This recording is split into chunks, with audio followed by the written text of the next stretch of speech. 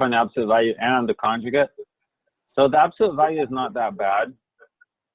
Maybe I'm assuming maybe that's not where you had the problem with, but let me just go through that really quickly.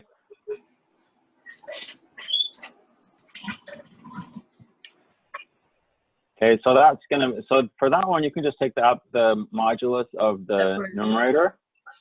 Yeah, you can just take them separately. Oh, okay. Okay, so that's gonna be the square root of 9 plus 1 over the square root of, what's that, 2 plus 9. So that's the square root of 10 over the square root of, that's a 9, 11. So it's just gonna be that. The conjugate's a little bit harder. For the conjugate, so that's the modulus. We'll call that W. So the conjugate of W, I guess I could have called it Z. Oh well. So the conjugate of W, you can just take the conjugate of the numerator and divide it by, it's going to be the conjugate of the numerator divided by the conjugate of the denominator, like that. So you just take the conjugate of each. But still, I mean, that doesn't really help that much because you still have to put it, into standard form, right? So if you take the conjugate of that, which is, well, back to the original, and multiply by that over itself, then that's how you can clear that one out. So this is going to be 2 plus 9 in the denominator. And the numerator will be, what is that, 3 root 2 for that and that. And then the last one is going to be negative 3i squared, which is going to be, or I'm sorry, it's 3i squared, which is going to be minus 3. And then the outside ones is 9i. And the inside one is the square root of 2i. Oh dear. So that's an 11. So for the real part, we have 3 root 2 minus 3 all over 11. And for the imaginary part, we have 9 plus root 2 over 11i. Okay, so that's pretty complicated.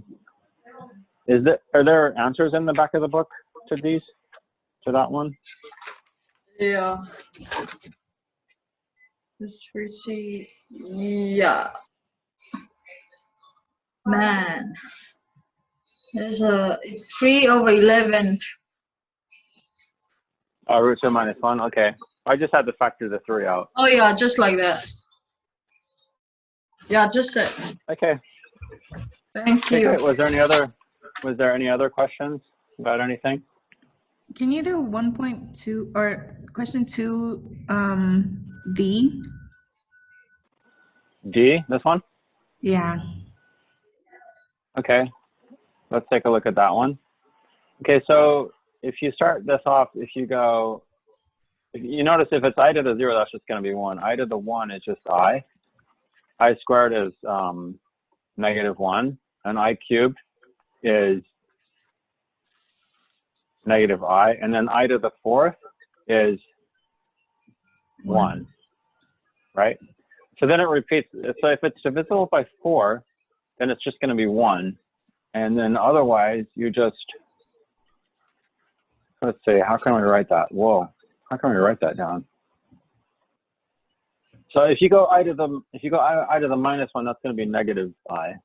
Okay, so it's like I to the 4th is 1, and this is 1, but the one before it is negative I, and the one before that, so I to the negative 2 will be negative 1, and so on. Okay, so you have this kind of pattern going that way and going on this way. So let's see, how can we write that? So what we could say is maybe this.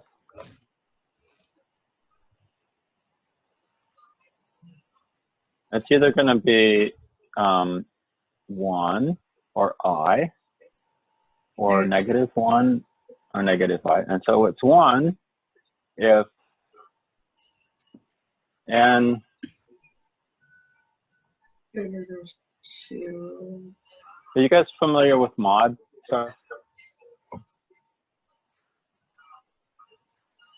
you guys familiar with this? Is anybody familiar with this? Does that mean it's multiple of? What is that? What that means is, what this means is basically this and this together means that it's divisible by 4. Divisible by 4. That's what I think. Divisible by 4. So it's multiple of 4. And then it's I if n equals 1 mod 4. What this means is that if you divide by 4, you have a remainder of 1.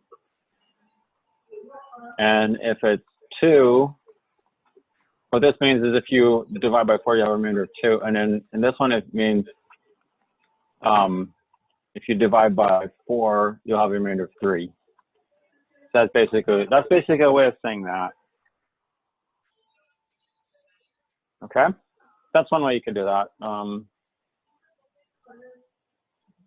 So is that how the answer should be? Yeah, this would be the answer right here. All this could be the answer. Okay. And that's what it is. For any n that's integer n. Okay, did you guys have any other questions besides that?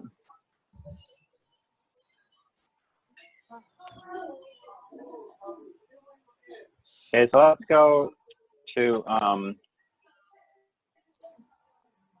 go to where we were. There was a couple of things that I wanted to. I was looking at things today, and there was a couple of things that I wanted to mention earlier, but I had forgot, or I had skipped it over. So the first thing is this idea right here. So e to the I theta is equal to cosine theta plus I sine theta. I think we've gone over that before, right? Okay, so, but check this out. And I'm going to use this concept, plus I'm going to use some other concept that's really important for complex numbers. And that is, so this one right here, if I replace so this theta can be any real number, any real number. So if I replace it with 2 theta, so I'm replacing this theta with 2 theta, then, well, I'm still going to get this I'm still going to get this right here, but all these thetas get replaced with 2 thetas.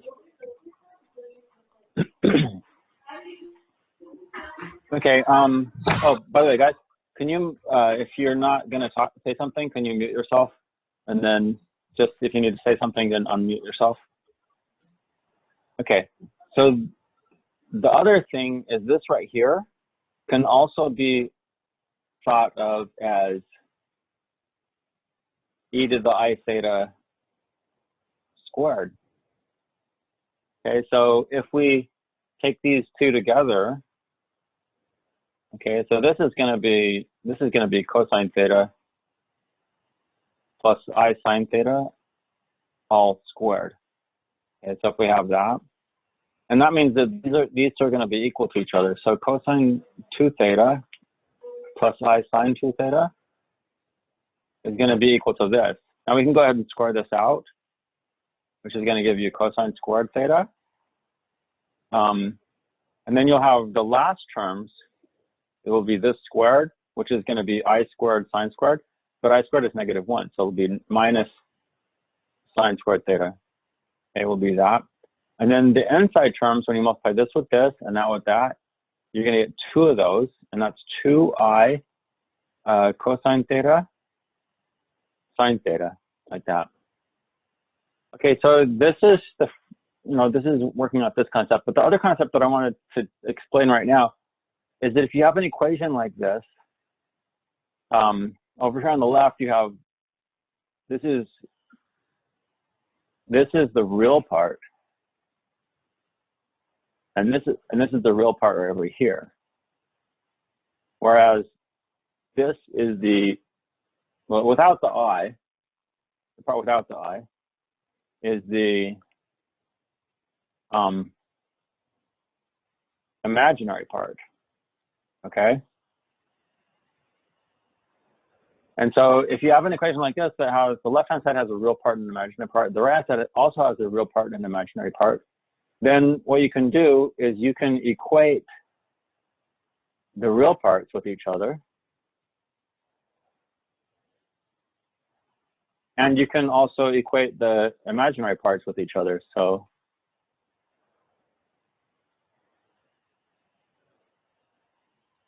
okay, so does anybody recognize these two equations?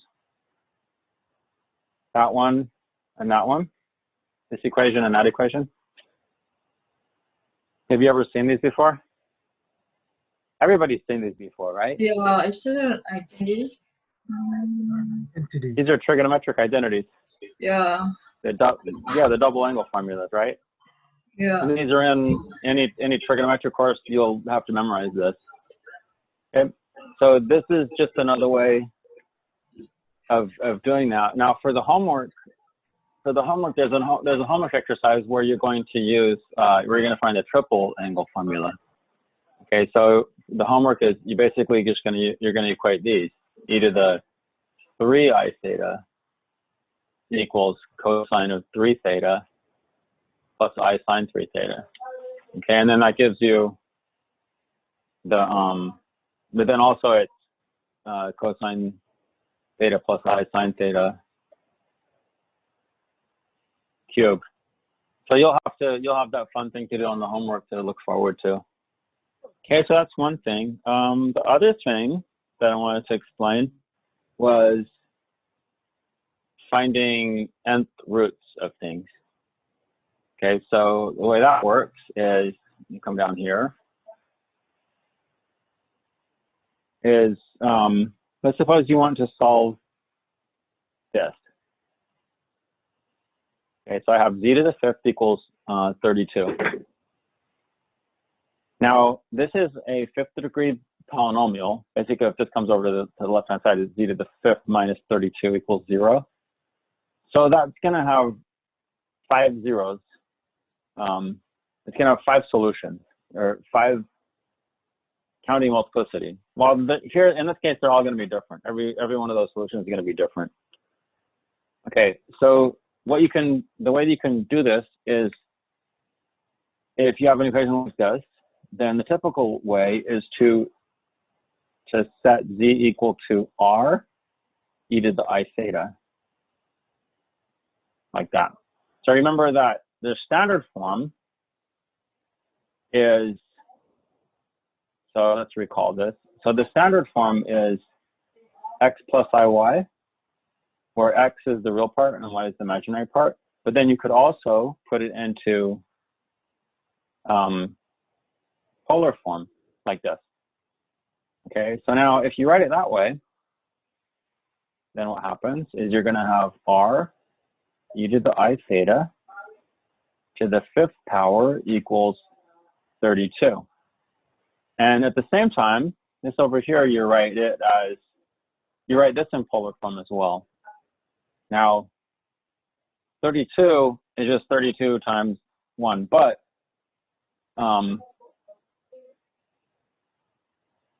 let me explain. There's a number of ways you can write this, actually. So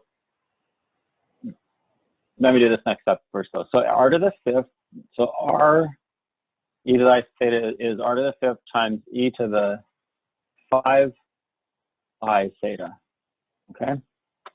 So raising this to the 5th power is just multiplying the exponent by 5.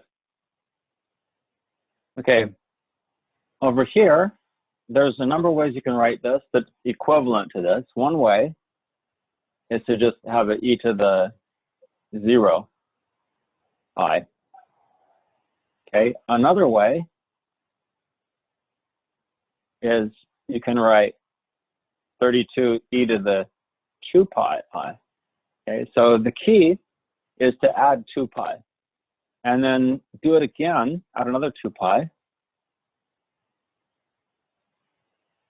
So you get 4 pi I. And then do it again, add another 2 pi to it, so you did the 6 pi I. And then again,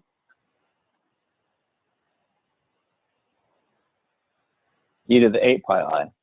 And then the idea is that there's 5 solutions, so you want to do this, you want to have 5 of these, starting with 0, 2 pi, 4 pi.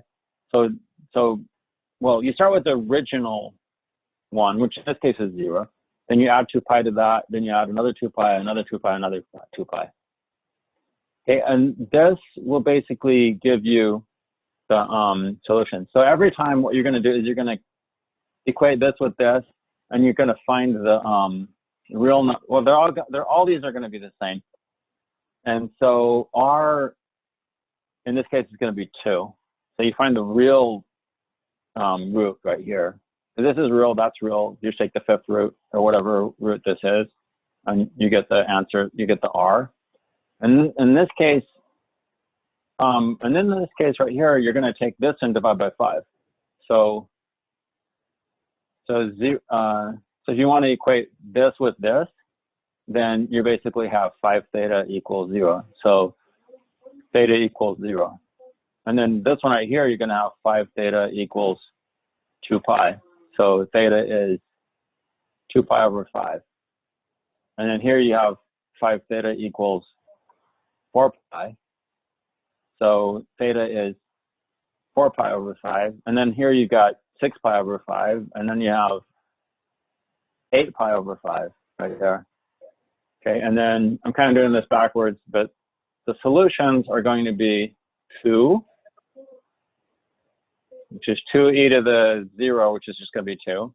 And then you're going to have 2 times e to this, e to the 2 pi I over 5. And then you're going to have 2 e to the 4 pi I over 5. And then you're going to have 2 e to the 6 pi I over 5. And then you're going to have 2 e to the 8 pi I over 5. And so those are going to be all, this, what the?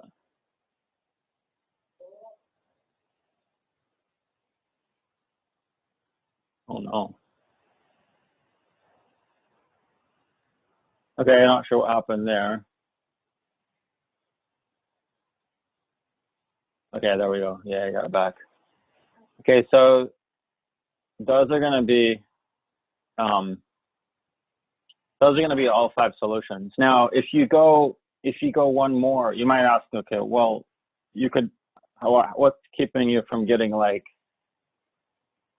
1,000 solutions or something? And it's this: if you go one more, what happens? So let's say you go 10 pi. Okay, so let's say you go 32 e to the 10 pi I. So then your solution is 10 pi over 5. What's 10 pi over 5?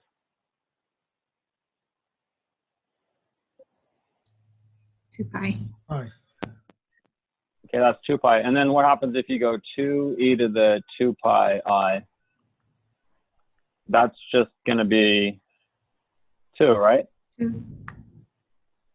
Because it's 2 times cosine 2 pi plus I sine 2 pi. And then cosine 2 pi is 1, sine 2 pi is 0.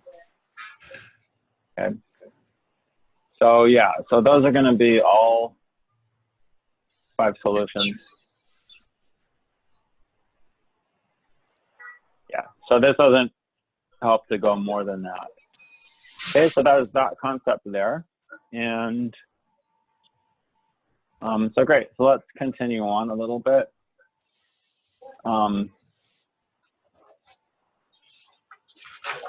Well, there's one more thing I want to discuss, and that is, before we continue on, because we're going to talk about topology. So we're going to look at sets like this, sets in the complex plane. And I guess this is a good starting point, actually.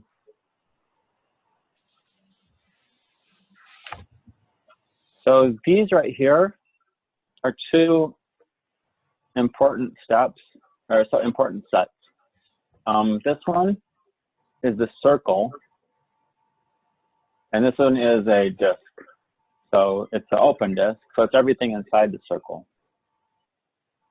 Okay, now if you have this expression right here, z minus a, which appears right there, then this is equal to the distance between z and a. Okay, now if you set, so that's a really important concept to remember. And if you think about it this way, it helps with a lot of geometrical stuff and with the complex numbers. And so if you take z minus a and you set it equal to some positive number, then if a is right here, a is a complex number, so it has a real part and an imaginary part. And let's say that r is much, then you're going to end up with a circle, because if this is a right here, then all the points z that are equidistant from, that have distance from a being equal to r is all these points along the circle. And that's kind of how a circle is defined, right? That all the points are equidistant. That all the points are, it's a set of points that are distance r from the center. Okay? And then the disk would be where that distance is less than r. So the disk would be, so this is the circle, and then the disk would be everything inside. Okay? DAR. And that's the notation that they use.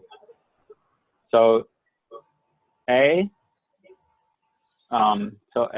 is the center, and R is the radius. Okay. Now, if you're doing Cartesian stuff, then it would be, so let's say A was H plus IK, like that.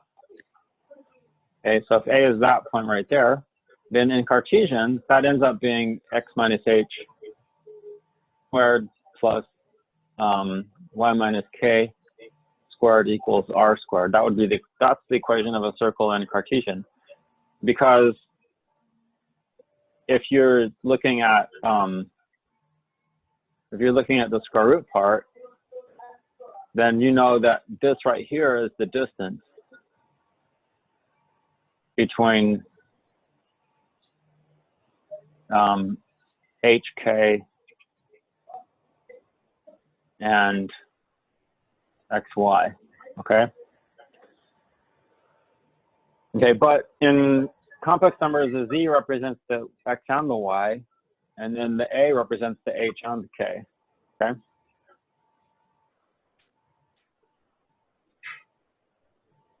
Okay, so if I say,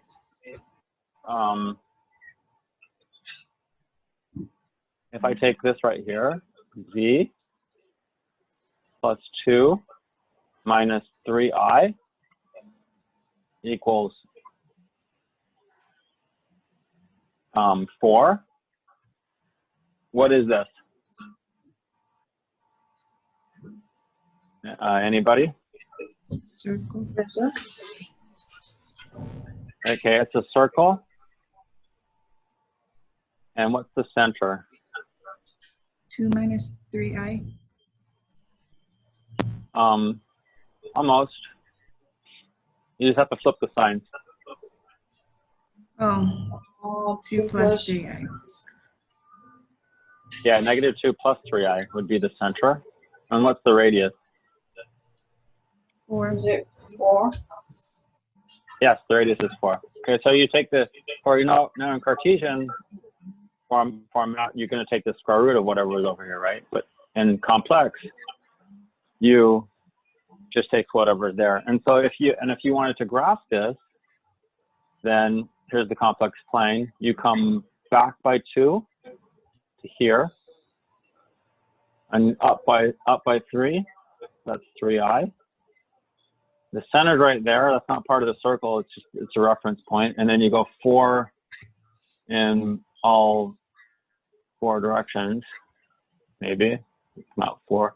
And then, so there you go. Okay, so that would be the circle. Kind of not as good as a drawing as that one, but well, I guess it's okay. Okay, so that's centers. Let me talk a little bit about other.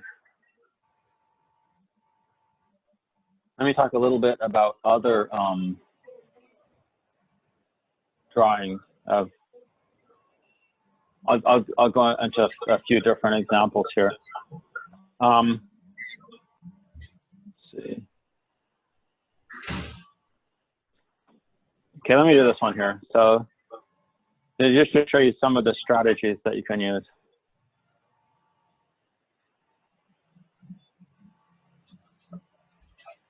Okay, so let's suppose we want to know what this graph looks like. So it's the imaginary part of z plus 1 squared equals 2. So one strategy that you can use, call that strategy A, is you can let z be x plus iy, and then plug that into the equation.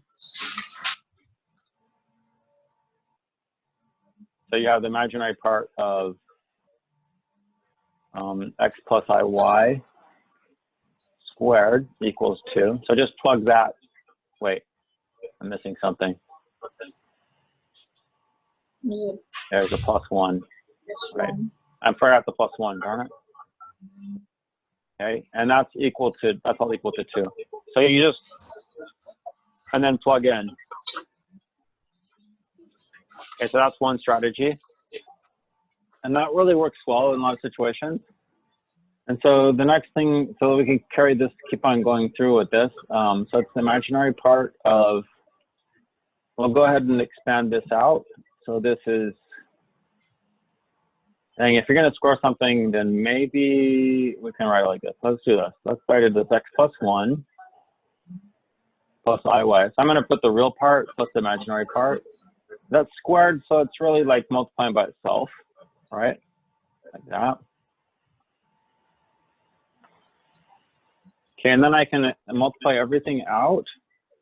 And so I'm going to multiply that times that. So that's x plus 1 squared. And then I'm going to go this and this.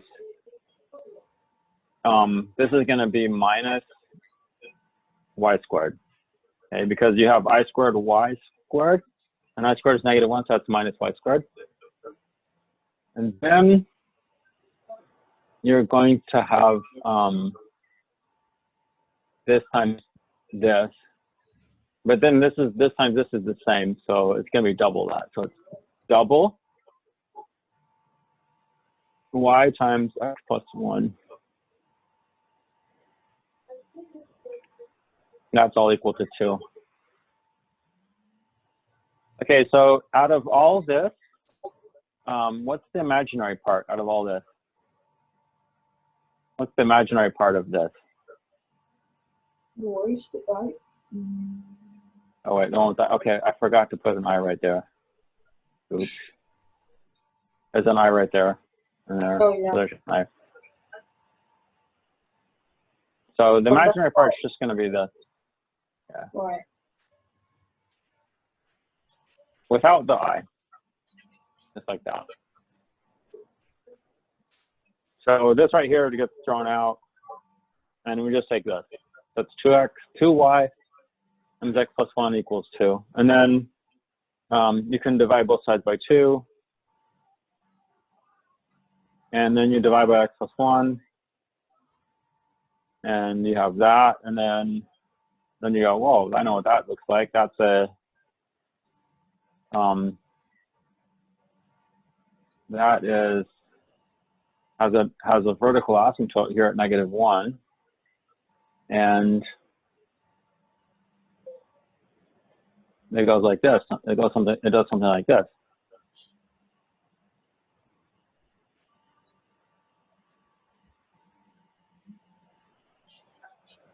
Okay, so all of this, so this simplified all the way down to here. And just as a side note, if I were to take the real part of that,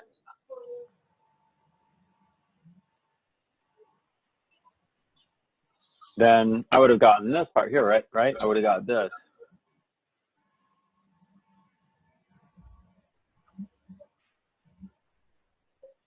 And then here I would go, maybe divide everything by 2.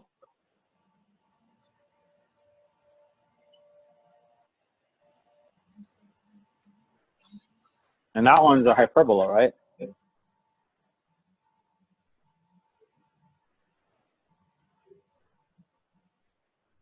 Okay, so should I graph it? No, why not? Okay, so that's going to open up in the,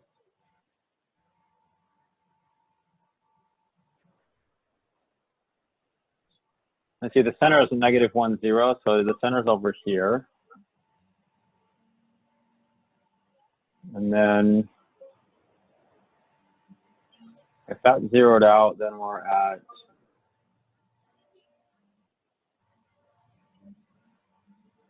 oh, you come over 2 this way. And then that to 1, and then you come back 2 to 3.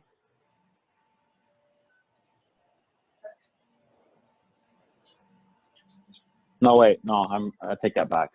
You come over, it's the square root of 2. So from 1, you add square root of 2. So this is, dang. This is -1 plus the square root of 2. And then you come back here to -1 minus the square root of 2 there. And then you also go up and down by that much and form this box here. You guys remember doing this? From the box or the rectangle. And then you do the asymptotes like that. And you come down like that. And then you draw the parabola. Whee. So something like that. Whoa. So that was what happened if you do the real part as opposed to the imaginary part.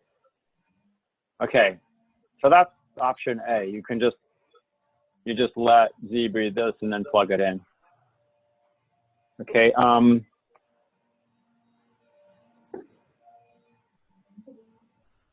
So now there is one question on, let's see, number 23D on your homework. I want to just show you this one. This is Z minus I plus Z plus I. These are modulus or absolute value equals 3. Okay, and then if you do this plugging in, then it's painful, I tell you. Okay, because I've done it before, and it's quite painful, and it takes a long time. Mm-hmm. But if you do it correctly, then you do end up eventually, after a long time, you end up with you figure out what it is. Okay, but there's but there's another method that's exploiting things. I'll just say it's exploiting things. How does that sound? And that's where you see, oh, I can just exploit this one idea.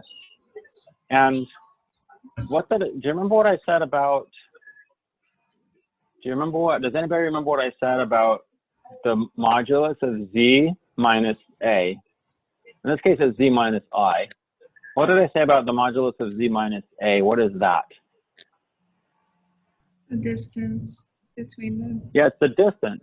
Okay, so this equation here is really coming out to be the distance between Z and I plus the distance between Z and negative I is equal to 3. Okay, so does that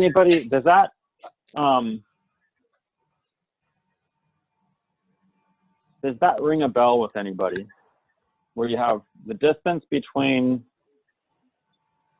2 points, between the variable point and a fixed point, plus the distance between the variable point and another fixed point is going to always be 3. Does that ring a bell with anybody? It's okay if not.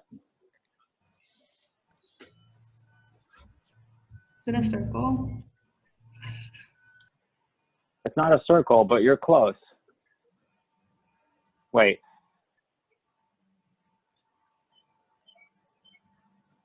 Yeah, no, it's not a circle. But you're close. The circle is a specific case of what more general object?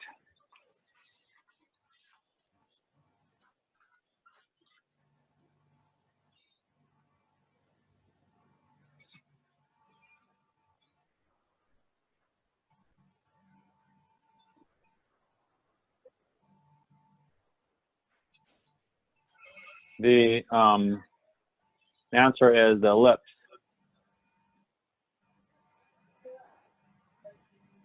The ellipses behave this way. Okay, and so they have that nice property that the sum of those two distances is a constant, and these are the foci of the ellipse. Okay, so if I come up, let's see. If I come up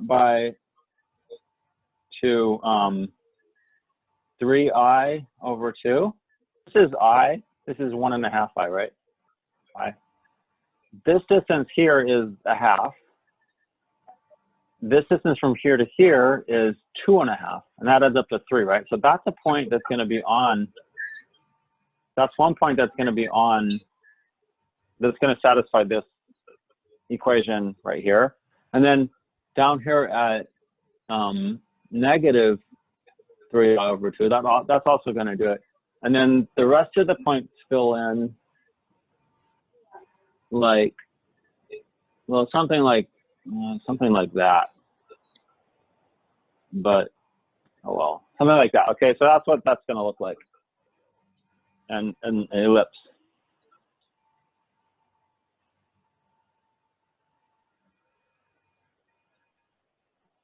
Okay. So that's the other thing is exploiting this thing. And here we exploited that this fact right here is that the distance, that this represents the distance between z and I. Okay, and it makes the problem a lot easier. Okay, so let's go back to here. And we'll look at these things right here. Okay, so this is a bunch of set descriptions. So G is a subset of the complex numbers. So remember that the complex number is this plane right here. The complex numbers are plane right, and this is the real axis, and this is the imaginary axis. And you could have objects, let's say like this, for example. Let's say we have this. Let's say that, and then you have everything inside there. So interior points would be points that are inside, and they have so this would be an interior point, and the definition is that there's some open disk with center A that's in there. So here's the open disk right there. It's completely inside. If you're on the boundary here, then that's not going to happen, because every single disk that you draw that's centered right here is going to have points outside. Okay. Even if you make it really small, as long as it has a positive radius, and it has a positive radius, then it's going to have points outside. And then, of course, if you're outside here, then there's no way, because every single disk that you draw about that point is going to have points that are outside the circle. Okay, so this is actually going to be an exterior point. Boundary points, every single disk has points in and out. So every single disk right here that you draw here will have points that are inside in the set, and it will have points that are outside the set. isolated point. So if you have this as your set and there's a point over here, this is isolated because you can draw a disk right here. And the only point in the set that's inside that disk is this isolated point. Okay, so those are just a few definitions. And here's some more. A set is open if all its points are interior points, and closed if it contains all its boundary points. So open would be something like this, where it doesn't contain the boundary points. Oops.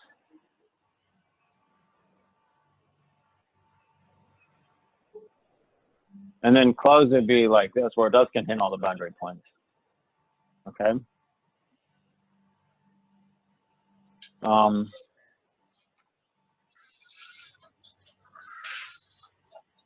You have the closed disk, which would be, instead of having it less than R, you have it less than or equal to R. The boundary is all the boundary points. Interior is the interior points. The closure is the union of the set with the boundary. I'm not going to get too much into these definitions, okay? So don't worry too much about this. Separated sets or connected sets.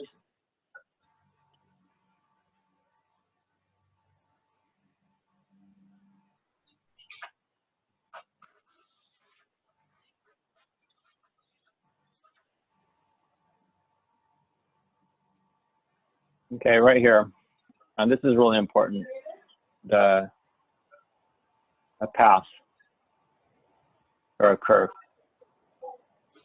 So what we're going to be doing a lot of here is parametrization.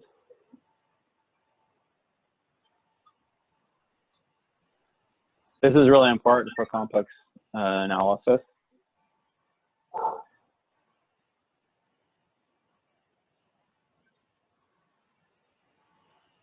So you have a continuous function from the real numbers to, from an interval on the real numbers to the complex numbers. A and B is a closed interval, and I guess the best way is to just give you some examples.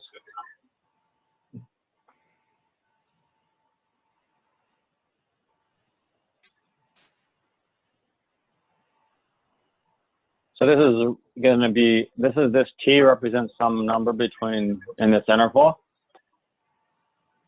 And I could say T plus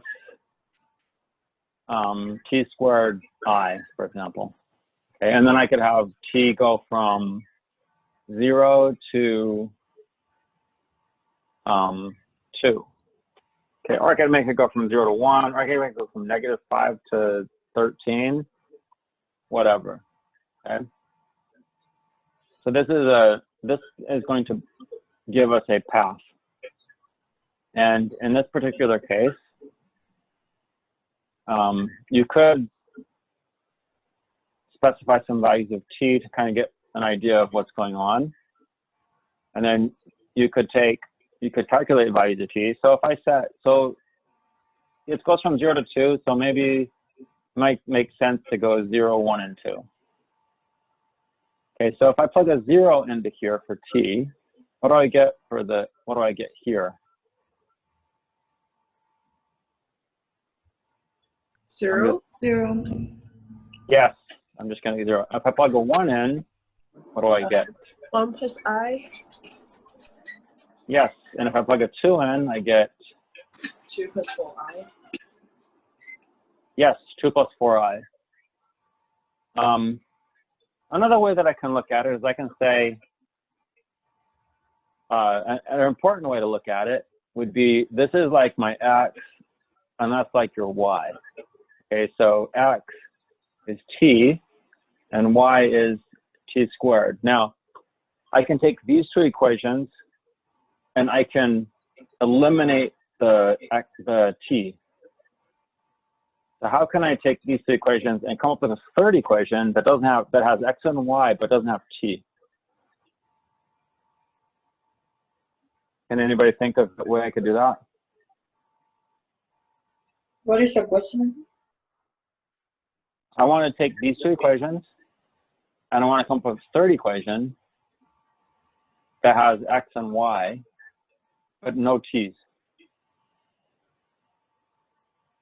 Z. Could it be just x squared equals to y? Or What?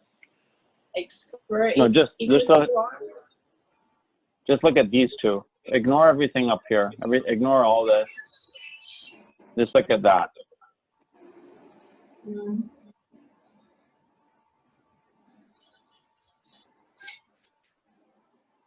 Mm. No, not like x equals to square root of y. X equals the square root of y. Okay. That works. That works. That works. But there's a little bit better way of doing it. So you took right. You went right here. You took the square root of both sides here, right? Mm-hmm. Mhm. So you went the square root of y equals t, right? And then, oh, t is the square root of y. So you plug it into here. So x equals. So then you came up with x equals the square root of y. Okay. But what if you take this one right here? So x equals t, or t equals x, and then just plug that into here. Then you get y equals x squared, right? So does this sound familiar? Y equals x squared? It's a curve. It's a parabola, right? Now, that's a parabola. But that's not what this is. This right here, when you plug a 0 in, you get, of course, you get that. And when you plug a 1 in, you get 1 plus I. And when you plug a 2 in, you get 2 plus 4i, right? Mhm. And so what we actually have is just this part of the parabola, and it's directional. It goes in that direction. Okay. So once again, in summary, this is going to be the part of the parabola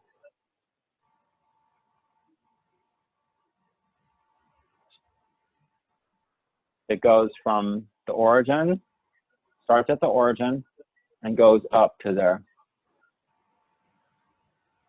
Okay, now you could also, they kind of say that they don't, in this book, they don't, or most books are not going to say, oh, you just can reverse the order if you want. They'll say, oh, you have to come up with a new parameterization. But in reality, in practice, you can just reverse the order. So you could go from, so if you wanted to go to the same thing, and you just went like this instead, well, that looks kind of weird, right? But you can just do that. In practice, you can. Maybe you're not supposed to.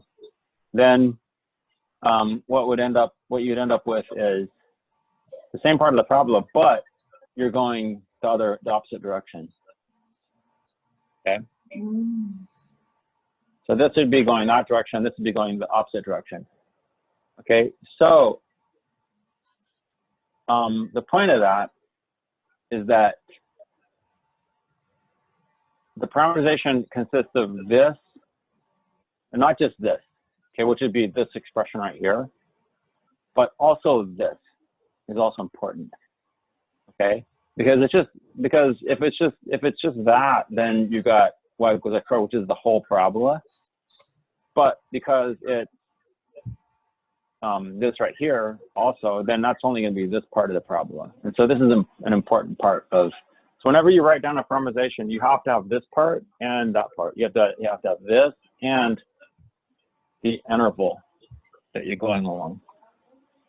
Okay, and the orientation matters. You could have like this and this are the exact same points, but these parameterizations are different because orientation is different. This is going this way. This one's going the opposite way. So let me give you a few examples of important parametrizations. This is a really important one right here.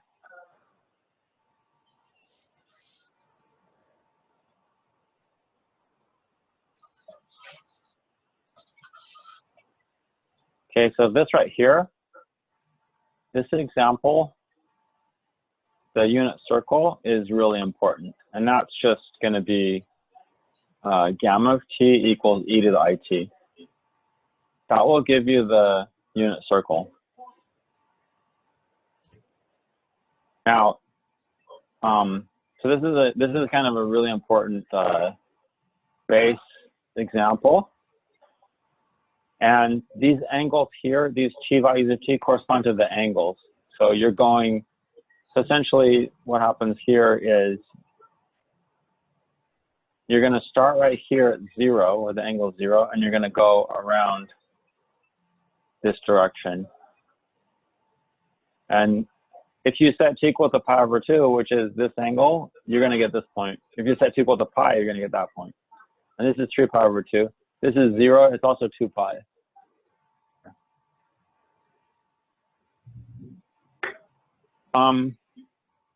You can also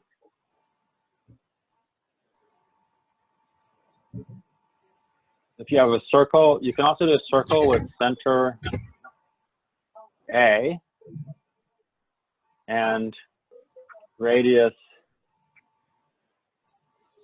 R.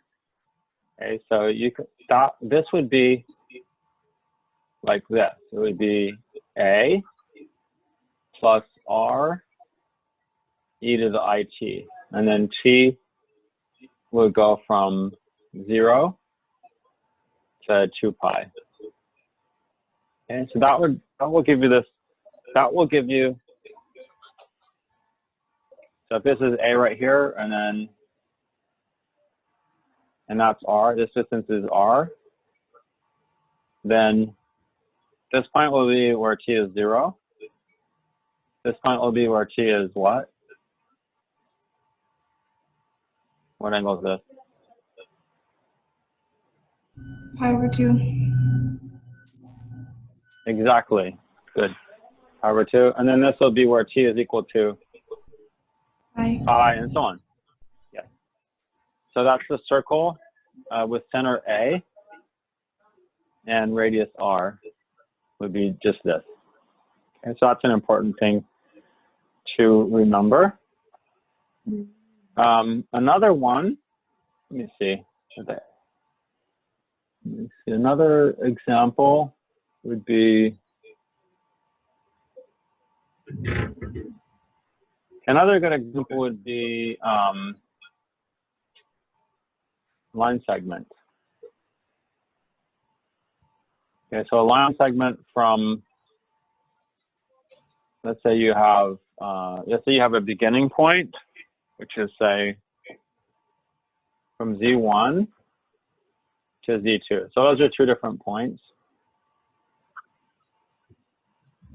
Okay, the standard way to do that. Oh, by the way, there are the examples that I'm doing here. I'm just showing you one way to do it, or maybe you could call that the standard way. But there's more ways to do this. Okay, you can. There's lots of ways to parameterize curves. Probably infinitely many ways to do it. I'm just showing you what I think is kind of the standard way to do it. Okay, so if you want a line segment from a beginning point to an end point, one way to do that, or the standard way to do it, would be to go 1 minus t times the beginning point plus t times the end point, and then have t go from 0 to 1. Okay, so look at it this way. If I set t equal to 0, which is the beginning point, right? This is the beginning point. What do I get here if t is 0? What does this simplify to? Beginning point plus the endpoint. Z1. Is it? It's just going to be Z1, right? Well, it's going to be, okay, so 1 minus 1. So, wait, 1 minus 0, I'm sorry. 1 minus 0 is Z1 plus 0 Z2. That's just going to give you Z1. And then if I set t equal to 1, if t equals 1 here, what happens? Zero. Z2. That goes away. Zero. And we just get this. Okay. Yeah, so because this is a linear expression, that's a linear expression, this is going to be the line segment from Z1 to Z2. Okay, so there's, those are a couple of different examples. Let's go back and look at more things here. Okay, so definition, the path is simple if it is one-to-one with the possible exception that the ending and the beginning point. So, and I guess, okay, in plain English, the path does not cross itself. And it's closed if the beginning and end points are the same. So this is closed. It's also simple because the path doesn't cross over itself. If you had something like this, it starts going that, and then it goes like that. Okay, so let's say it starts there, and it goes around like that, and then it does a curve. It's crossing over itself right there. So that means it's not simple. But because the beginning and end point are the same, that means it's closed. Okay, and then this is simple closed.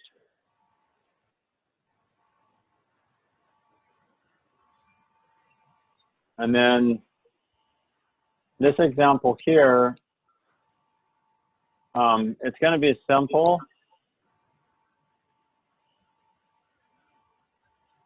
but not closed, because it's going to go from Z1 to Z2. So it's just going to go like that. So it's simple because it doesn't cross over itself, but it's not closed because the beginning and the end points are different. When you try different numbers for t, do you only do whole numbers and integers, or do you try the real numbers, or the real numbers too? All the real numbers. So everything between 0 and 1. Because Okay. 0, okay, so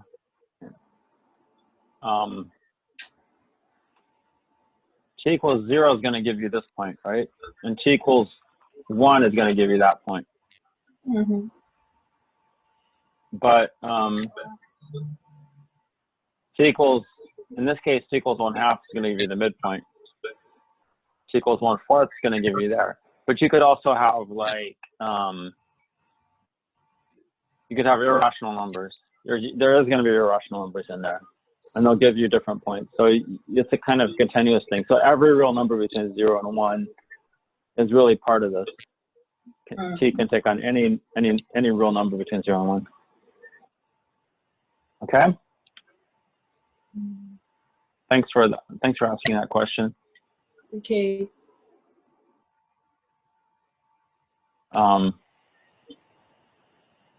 So let's see. Any 2 points. This is talking about sets. Let's not worry about that. So a connected set would be, another way of saying connected set would be that you can make a path from any point in the set to any other point. So given any 2 points, no matter what, you can find a path that connects both of those with each other.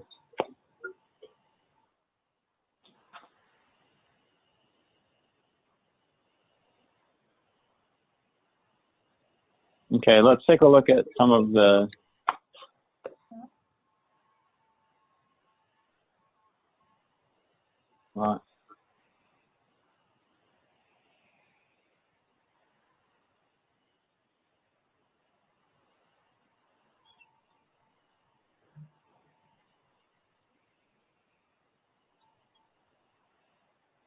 Okay, let's see, we've got like 10 minutes, 15 minutes left, 10 minutes left. Let's just go 10 minutes.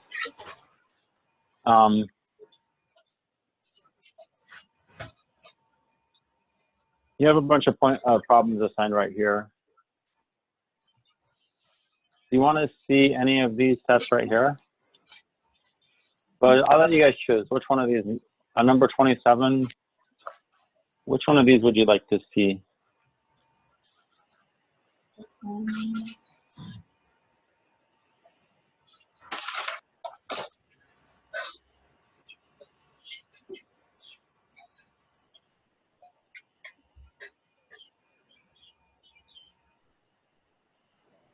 Maybe C. Part C? Mm-hmm. Okay, good. That's a good one. Okay. Part C. Okay. So this right here is the distance. Wait, what is this? What's this one? What's this middle part? Distance between G and 1. Yes. Okay, so if it was just less than 2, if it's just this right here, that would be, does anybody recognize what this is? Or first of all, yes, it's a disk. Radius 2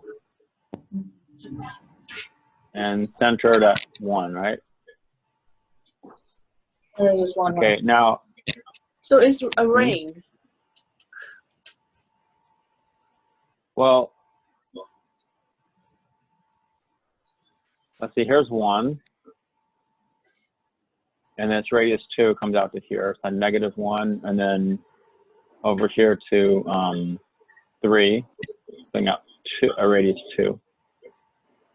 And you're not including the boundary, so you're going to go like that. Okay, this part would be the whole disk, right? What this does right here, by saying that, modulus z minus 1 greater than 0, that's the same as just saying that z is not equal to 1. Because the only place where this is 0 is where z is 1. Okay, so it's actually the whole disk except for 1. And this is referred to, and we will refer to it later on. This does come up later on. It's referred to as the punctured disk because it has a hole in the middle. Oh, so 1 is 1. Okay, so the question is it open, closed, or neither? So this is open. And then you say, is it bounded? So bounded would be that doesn't have a part that goes off to infinity in any direction, or it's contained in some disk of finite radius. So it's bounded. And then connected, yes, connected, because any 2 points in here, you can connect them with a curve, with some kind of curve. Even if they're like exactly opposite, even if it's like this point and this point, you can, to connect this point and this point, you can just take a curve that goes over there like that. They're connected. A path that goes from one to another. So any 2 points are connected. So this is connected. And let's see here.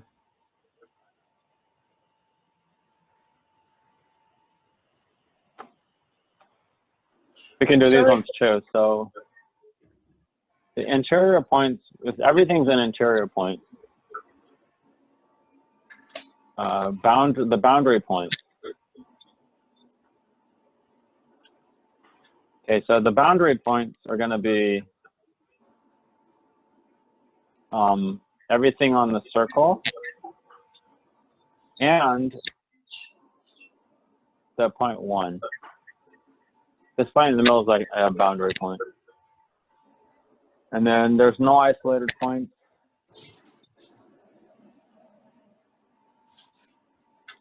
The isolated point would be like if you have a point over here, outside disk, that's in the disk, that's in the set, I mean.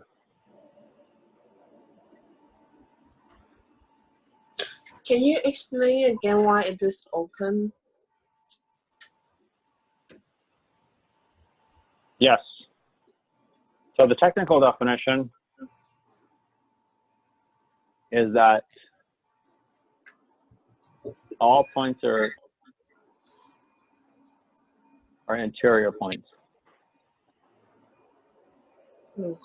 That's the technical definition of open. Okay. So interior point means that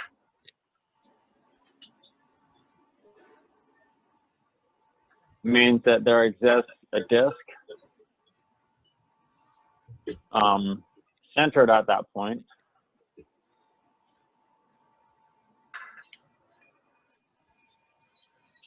such that the disk is completely in the set. Okay, so if you take any point, let's say a point right there, for example, well, you can find a tiny disk right here, and that disk right here is completely in the set. Every single point in that disk is in the set. Okay. If you have a point right there, now if you take this disk, then that includes points that aren't in the set, right? But you just have to go smaller, and that disk, all the points in that disk are in the set. Now, if you get really, really close, if you move really close to the boundary, you just have to take a really small disk. But you can always come up with a small disk that's completely in the set. Okay, does that help? Would you say if it is not closed and not necessary, it does not necessarily means that they are open? Yeah, it's not closed. Yeah, I'm sorry, it's not closed. And that's because this is a boundary point, and then all these points are boundary points. And in fact, does not contain any of its boundary points. Mm-hmm. These are all boundary points, and none of them are in the set. And to be not closed, you just have to not contain one boundary set. One boundary point, at least one boundary point. So it can be closed and open. No? The only sets that are closed and open are the only sets that are open and closed are all the complex numbers. This is a set that's open and closed. And the other one is the empty set. Those are the only two sets that are both open and closed. Every other set, it's either one or the other or neither. Okay. Okay. Thank you. Sure.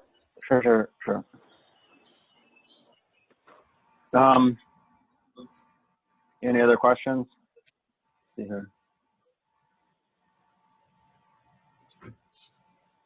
Okay, so I think that's the end of chapter 1. Chapter 1.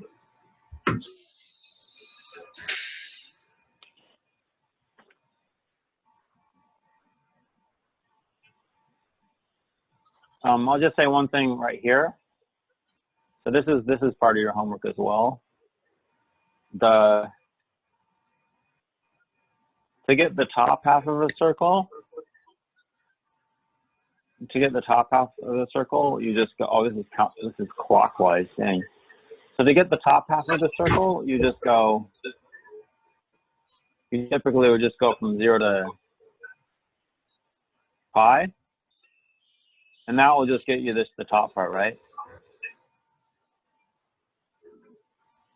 But clockwise means it's going the other way, it's going the opposite direction. So just go like this. Just go like that.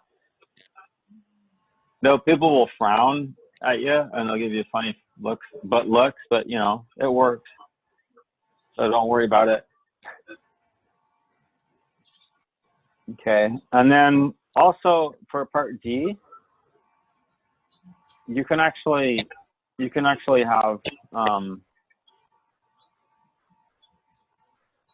have multiple of these. So you could have a gamma 1. So like if you have a curve that goes like that and then it does something else, then you can parameterize this one way and parameterize this one the other way, another way.